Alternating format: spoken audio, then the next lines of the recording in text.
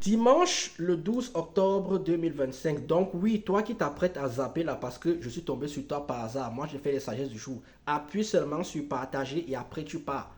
Ici, on donne les sagesses du jour. La sagesse du jour, avant de la donner, on vote au Cameroun aujourd'hui. Donc, puisqu'on va voter aujourd'hui, stay safe. Vous votez, vous rentrez chez vous, arrêtez de vous balader et ne faites pas de désordre. Surtout aussi, Paul Biya doit gagner. C'est tout. Le reste là, c'est trop les blagueurs. Les seules personnes qui pourront apporter le développement en Afrique, c'est nous dans la diaspora.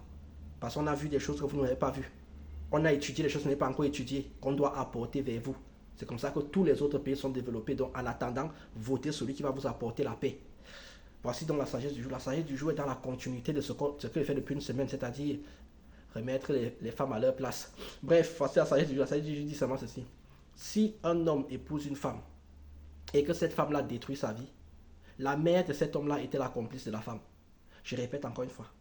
Si un homme épouse une femme et que cette femme-là détruit la vie de cet homme-là, la mère de l'homme était la complice de la femme qui a détruit. Pourquoi je dis ça? La plupart des mamans, aujourd'hui, on n'a plus les mamans traditionnelles. On a maintenant des mamans modernes, c'est-à-dire des mamans qui elles-mêmes étaient des femmes frivoles. Donc, au lieu de protéger leurs enfants, ce que la plupart des mères disent, c'est qu'elles se mettent à la place de la belle-fille. Donc, elles deviennent complices de la belle-fille. Quand tu vas épouser une femme, ta mère est supposée te montrer, te dire oui ou non et surtout argumenter en te disant cette fille c'est une fille bien, c'est pas une fille bien et elle t'explique pourquoi de A à Z.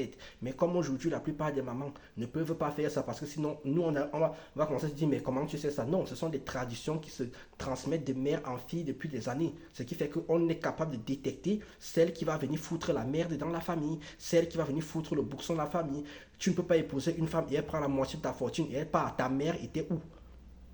Ta mère aurait dû savoir que celle-là, ce n'est pas possible. C'est ça que nous, par exemple, en Afrique, nous avons encore des vieilles traditions. Ces vieilles traditions sont ainsi. Si tu vas épouser une femme, la femme que tu as épousée doit aller passer 15 jours minimum chez ta mère. Comme ça, ta mère a le temps de l'observer et de voir ses valeurs et de voir qui elle est. Parce que si c'est une choix, elle va montrer sa qualité de choix là-bas. Et ta mère va dire non. Normalement, à la base, même, c'est la maman qu'on doit séduire, pas l'homme. C'est la maman que tu dois séduire. Voilà donc pourquoi tous vos couples là échouent. Vous avez tous ces problèmes là parce que vous refusez d'impliquer vos parents. Vous imposez à vos parents des femmes qui vont venir détruire votre vie. Si au début tu avais dit à ta mère, j'ai rencontré telle femme et je compte l'épouser, ta mère t'aurait peut-être dit non. Beaucoup d'hommes finissent par se tuer eux-mêmes. Bref, vous-même connaissez la suite sur ce. Moi, ça fait 3 minutes. Je vous dis tchuss.